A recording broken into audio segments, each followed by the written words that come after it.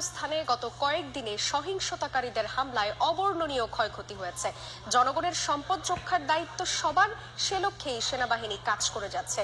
রাজধানীর কারফিউ ও আইন শৃঙ্খলা পরিস্থিতি পরিদর্শন শেষে এমনটাই জানিয়েছেন সেনাপ্রধান জেনারেল ওয়াকারুজ্জামান। সেনা মোতায়েনের ৪৮ ঘন্টার মধ্যেই পরিস্থিতি নিয়ন্ত্রণে এসেছে জানিয়ে সেনাপ্রধান বলেন, পরিস্থিতি পুরোপুরি স্বাভাবিক হতে আরও কিছুটা সময় লাগবে।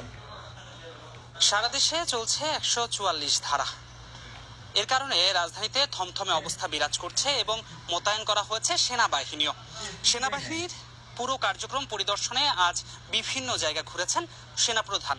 তিনি রাজধানীর বিভিন্ন গুরুত্বপূর্ণ পয়েন্ট যেমন যাত্রাবাড়ি, মাতোয়ারি সহ বিভিন্ন এলাকায় গিয়েছেন এবং সেখানকার আইন শৃঙ্খলা পরিস্থিতি পর্যবেক্ষণ করেছেন এবং সবশেষ তিনি গণমাধ্যমের সঙ্গে কথা বলেছেন। তিনি বলেন, আইন শৃঙ্খলা পরিস্থিতি এখন নিয়ন্ত্রণের মধ্যে আছে। রাস্তায় আমি ঘুরে দেখলাম যে পরিমাণ জনগণের সম্পত্তির ক্ষয়ক্ষতি হয়েছে, এটা আসলে অবর্ণনীয়।